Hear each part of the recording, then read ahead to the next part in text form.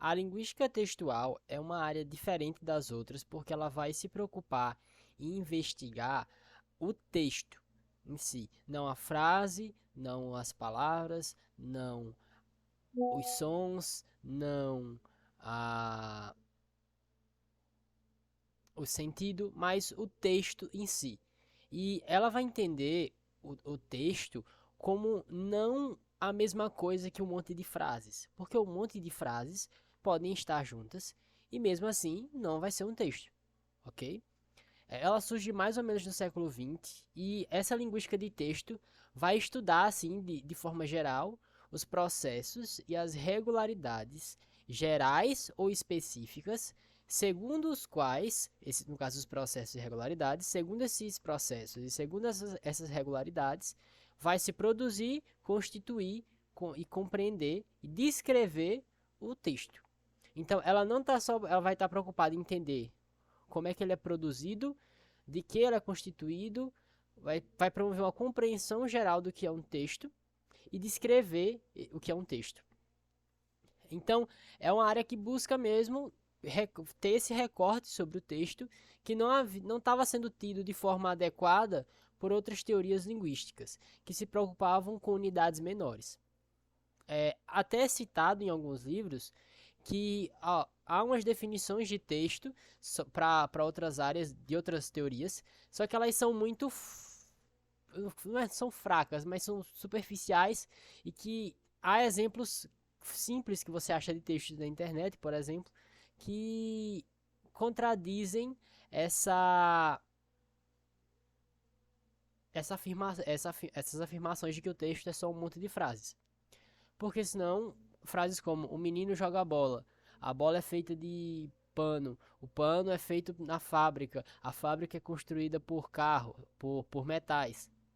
Isso não é um texto, mas é um conjunto de frases que, embora estejam bem construídas e juntas, não tem o que a gente chama de textualidade que a gente vai ver. O foco no texto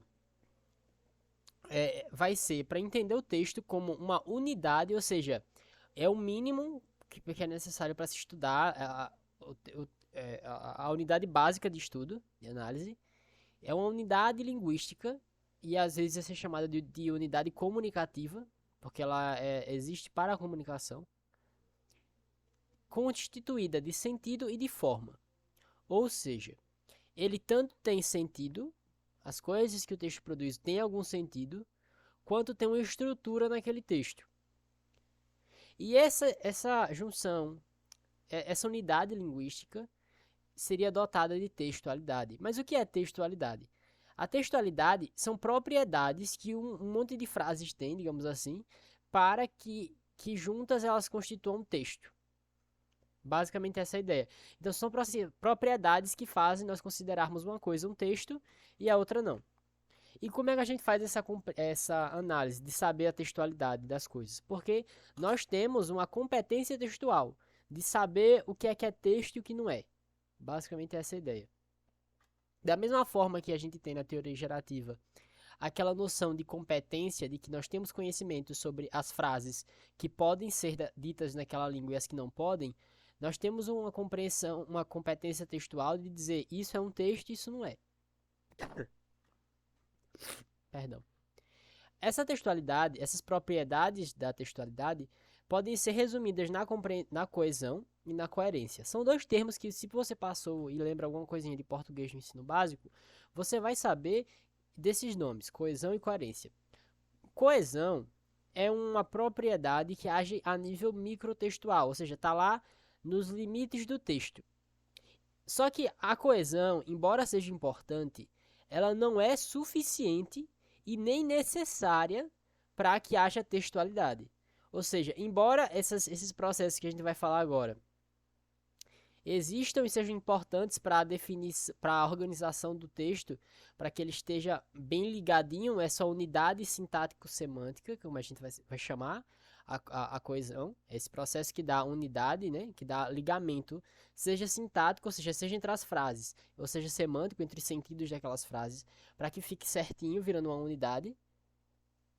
Embora ela seja tudo isso, ela não é importante, não é suficiente para ter textualidade e nem é necessária, porque a gente tem um texto que é chamado de circuito fechado, é de um alagoano, acho que é Ricardo Ramos o nome dele, e é algo como água, banho, sabonete. Então ele é como se ele descrevesse as ações do mundo, não como em frases, mas em palavras mesmo. Então são palavras que são coordenadas uma na frente da outra e sequenciadas de modo que se perceba a compreensão e a progressão das ações. Bom, mas quais são esses aspectos da coesão? A coesão ela é um resumo assim é, de uma grande quantidade de processos. O primeiro deles é a referenciação, ou seja, as coisas que você diz no texto, elas têm um referente, ou seja, algum objeto no mundo ou no texto a que ela se refere. Essa referenciação ela pode ser um processo de exófora ou endófora.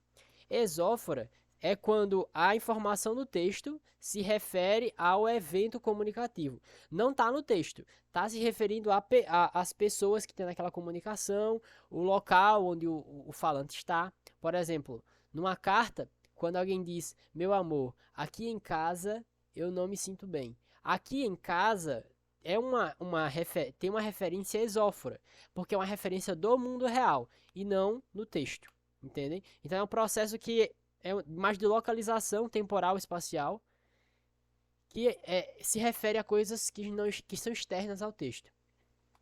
E a endófora é quando a referência são coisas internas ao texto, ou seja, você localiza a referência daquela informação no texto. Por exemplo, a menina comeu o bolo, ela depois resolveu caminhar na praia. O ela é um pronome que tem uma referência na menina. Então, é um elemento endofórico. Na endófora, que é essa relação que eu acabei de falar, ela é de dois tipos, anáfora e catáfora. A anáfora talvez você já tenha ouvido falar. É quando uma palavra que é dita depois retoma um termo que é dito antes, tá?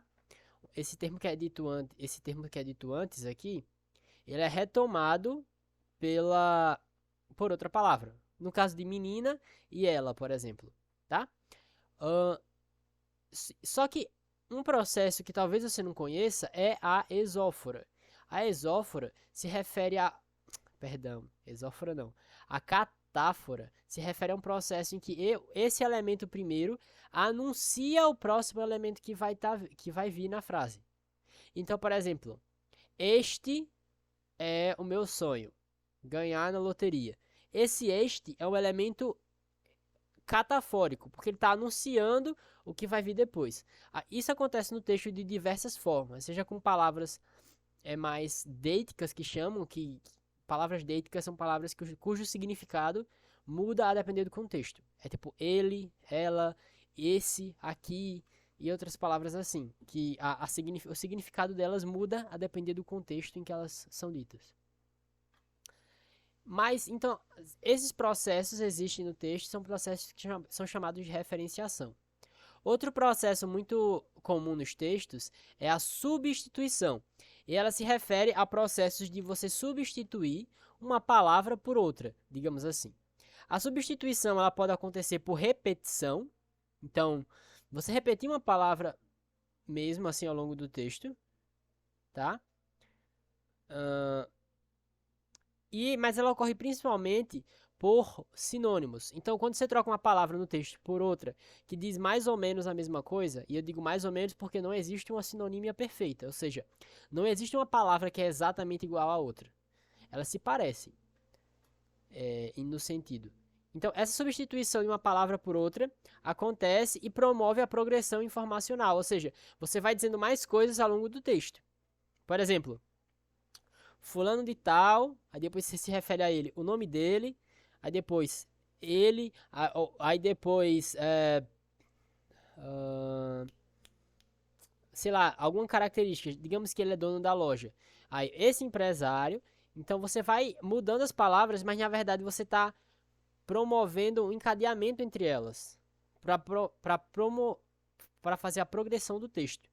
E isso acontece bastante. Eu trouxe até um exemplo hoje, que geralmente eu não faço. Mas enfim, esse é o processo de substituição. Outro processo que acontece muito é a elisão, que é o apagamento de coisas que já estão, perdão, que já estão subentendidas no texto. Por exemplo, o sujeito é um grande exemplo disso. Quando você fala, eu me mudei para a praia ontem, cantei com meus amigos, dancei. Então, esse cantei e dancei não tem sujeito, mas você sabe que o sujeito é eu, porque ele está subentendido ali naquele caso. E aí, por estar subentendido, e para evitar que o texto fique redundante ou pleonástico, você usa esse processo de elisão, de apagamento dessas coisas que estão repetindo demais. A conjunção se refere àqueles processos mesmo de ligação entre as partes do texto. Ela funciona com as conjunções mesmo, mais, porém, e, contanto que, se, então. São essas palavras que nem todas são conjunções, tá? Algumas são advérbios, outras preposições, promovem um encadeamento entre as partes do texto, que é a chamada de conjunção. E, por último, a gente tem a coesão lexical. A coesão lexical, ela se refere ao fato de que as palavras do texto, as palavras do texto, elas estão relacionadas. Digamos que isso é um pouco diferente da substituição, tá? Porque na substituição a gente tá vendo o mesmo referente ser dito de diversas formas. Então, o menino, ele, o jovem, o estudante, que são propriedades do mesmo referente que é o menino. No caso da coesão lexical, o que a gente está vendo aqui são palavras de texto diferentes que acabam se relacionando semanticamente. Então, mar, peixe, mergulhador. Então, digamos que fosse um texto sobre o mar ou sobre os peixes, se essas palavras elas teriam que estar relacionadas, ou seja, as palavras que são ditas acabam sendo relacionadas. Tá bom? Esses são os processos do texto, em geral, da coesão. Depois, a gente tem a coerência. A coerência, sim, é um aspecto indispensável de um texto. Ela é o que garante a interpretabilidade. É a condição do texto ser interpretável e entendível, digamos assim. E é um processo que é cognitivo. Marcos diz que é um processamento cognitivo, que está relacionado muito a tanto o nosso conhecimento linguístico quanto pragmático e o conhecimento de mundo. E é um processo que é mais global, é mais macrotextual do que a coesão. Coesão é mais micro, coerência mais macro. E a coerência, ela vai agir de tal modo que, se for texto, se uma determinada coisa é um texto, ela tem que ter minimamente coerência. No sentido de que textos que têm coerência problemática, eles podem ter coerência problemática, mas eles não podem não ter coerência, entendem? Porque a coerência é algo necessário para aquilo se constituir como um texto. A coerência ela atua em 3 domínios. A coerência no domínio linguístico, ou seja, o uso adequado das estruturas e os recursos que a gramática proporciona. O domínio pragmático, que se refere às condições da situação envolvida, então as crenças do interlocutor, os valores, a intenção dele, o ato de fala que foi dito, era um pedido, era uma ordem. Todo esse aspecto contextual está relacionado, da situação comunicativa, né? Está relacionado a esse domínio pragmático da coerência, tá?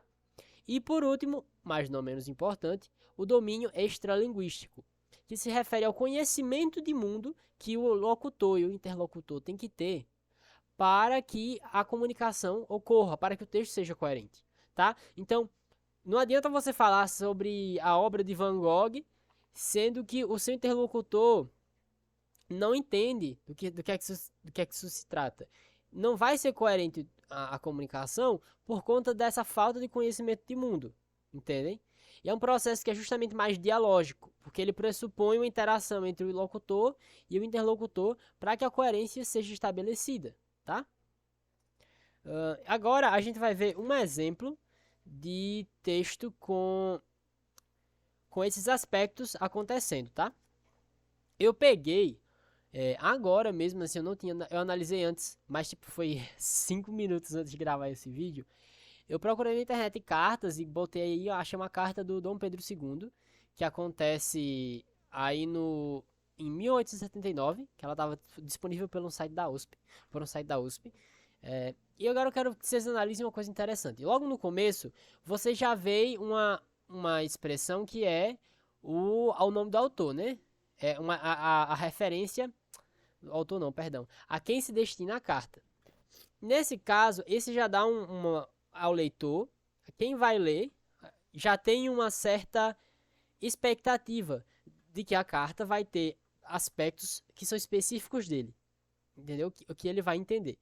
Esses, esses processos que permitem com que o leitor faça tenha uma expectativa sobre o que é que vai se tratar, é chamado de perspectivas, categorias perspectivas, porque elas dão uma perspectiva, elas avançam a perspectiva de quem está lendo essa carta, ou seja, o receptor dessa informação.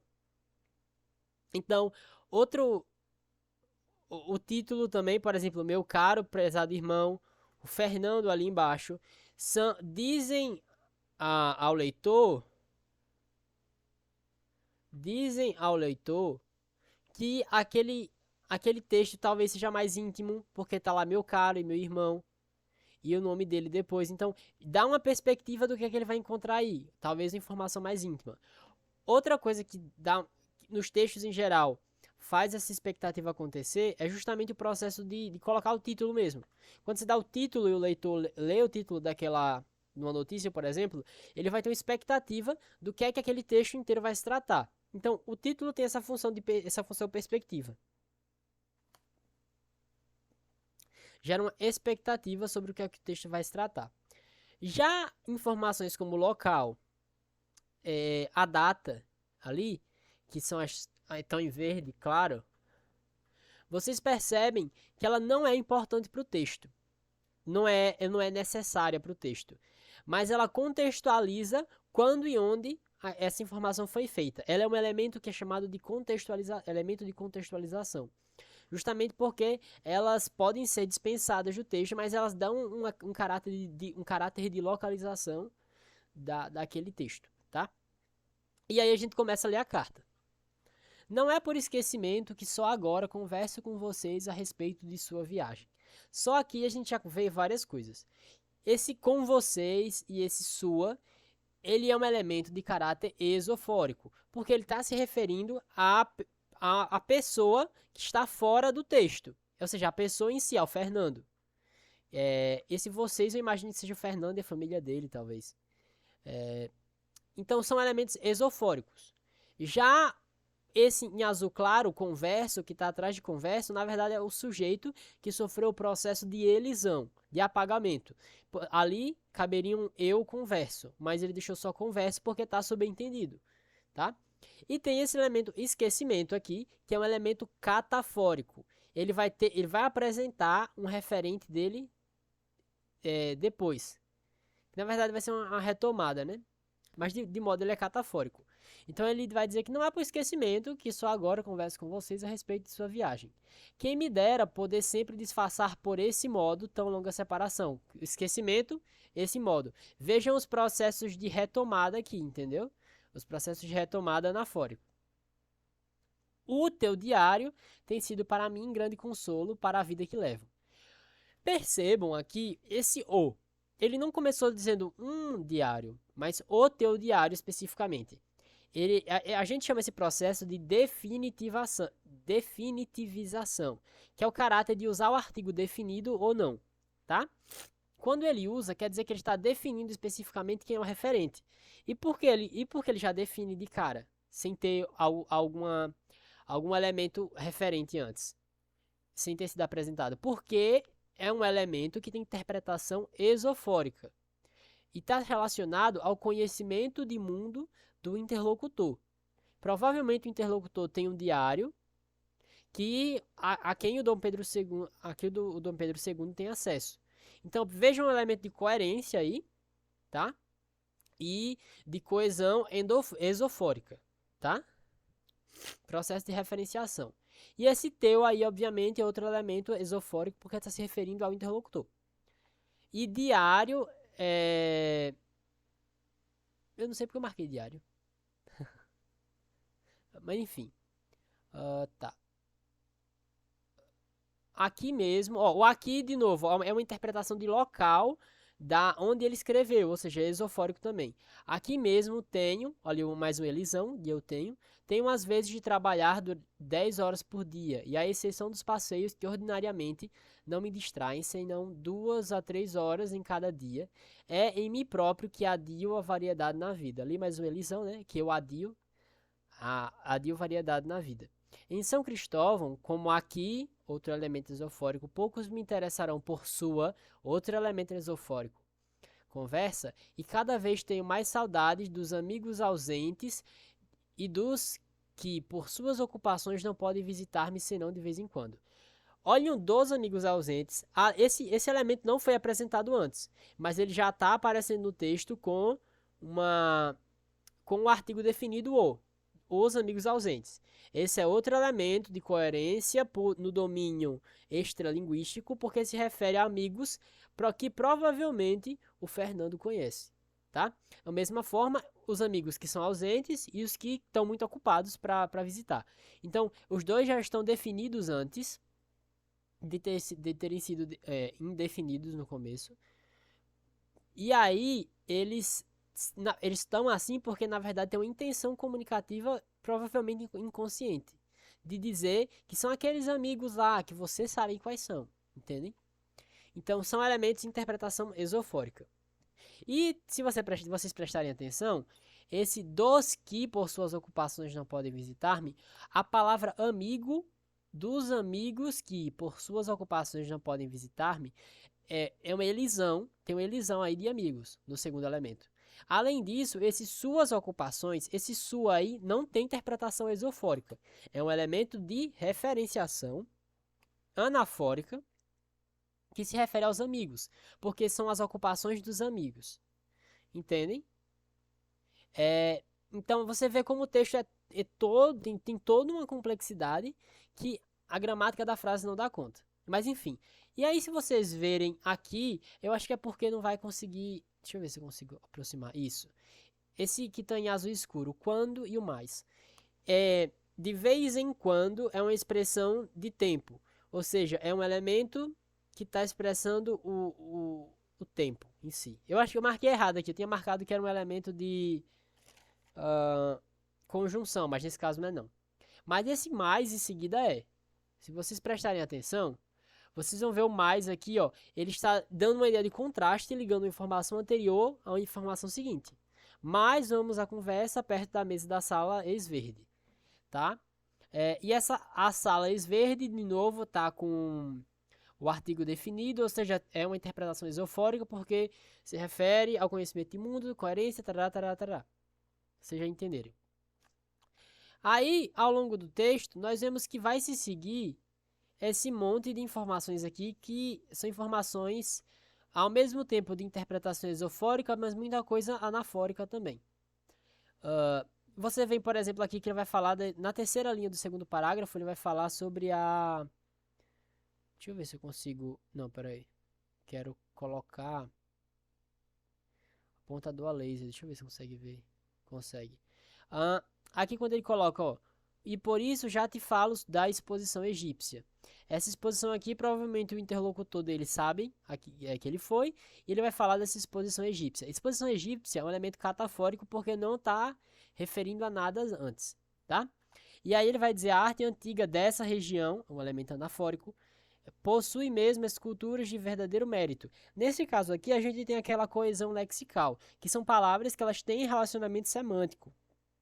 Escultura de verdadeiro mérito, a cabeça dos nossos colossos do grande templo de Abu Simbel, mulher de Sesostres, e essa história é misteriosa. Então vejam que, embora não sejam elementos anafóricos, ou seja, porque não está referindo diretamente à exposição egípcia ou à região egípcia, ele está falando de obras que estão dentro daquela exposição. Talvez possa ser considerado uma substituição por hiperônimo, tipo algo mais geral e depois colocando coisas específicas.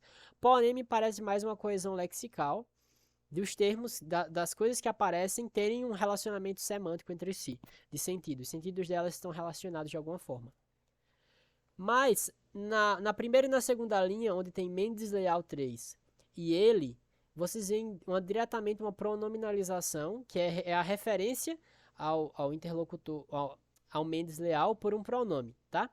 Então você vê a pronominalização aí acontecendo.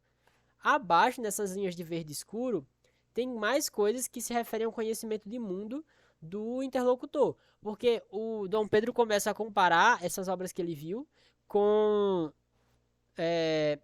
elementos que estão na vida dele. Por exemplo, ele fala sobre tê-lo sobra a minha mesa, descripta ao lado do campanile de Giotto. Esse campanile de Giotto aqui é colocado, provavelmente é uma obra de arte, eu não sei, e não é explicado nada sobre ele, e ele está com a definitivização antes, olha lá o do. Do, vocês têm um artigo O, campanile de Giotto. Nesse caso, também é um elemento de coerência relativo ao conhecimento de mundo do Fernando. Porque ele provavelmente sabe do que se trata. E aí ele faz isso mais vezes, quando ele coloca ali, ó, fazem contraste saliente com os bronzes chineses e japoneses, cujo trabalho técnico é defeito notabilíssimo. Então, provavelmente, o Fernando conhece esses bronzes chineses e japoneses. Da mesma forma, ali embaixo, as borraduras de Goya e as margaritas de Ennius. E ali, porém, a gente tem mais um elemento de conjunção, ligando por contraste duas informações do texto. Ok? Então, vejam como esses processos aparecem num texto aleatório, que eu acabei de pegar na internet assim, em 5 minutos, e dá para serem analisados e capturados. E é basicamente esse o objetivo da linguística de texto. É justamente analisar os processos que constituem um texto e fazem um texto ser reconhecido como um texto, né? Essa textualidade dele. Esses processos de coesão e coerência que se interrelacionam no Manual de Linguística, que é aquele livro do Mário Eduardo Martelotto, que é o organizador, isso aqui, ó. Peraí, isso aqui. É colocado que a coesão e a coerência são processos interdependentes. É como se fossem faces da mesma moeda. Como se fossem lados da folha de papel. Embora a folha de papel tenha duas faces, você não dá para tirar uma face dela e deixar só a outra. Só que essa informação de a coesão não ser elemento suficiente nem necessário para a coerência é trazida pelo Marcuski no livro Linguística de Texto, que é como se faz. Talvez haja alguma contradição entre teóricos, eu não entendo tanto de linguística textual para saber disso, porém fique na cabeça de vocês essa informação, que embora sejam processos interdependentes, ou seja, um precisa do outro, na verdade a coesão parece ser mais dispensável. Talvez porque parece que há textos sem uma coesão superficial assim visível que façam sentido, tenham coerência. E isso seja suficiente para aquele texto, porque isso vai gerar nele um efeito de sentido específico, tá? Então é isso e fica para a próxima, no próximo vídeo.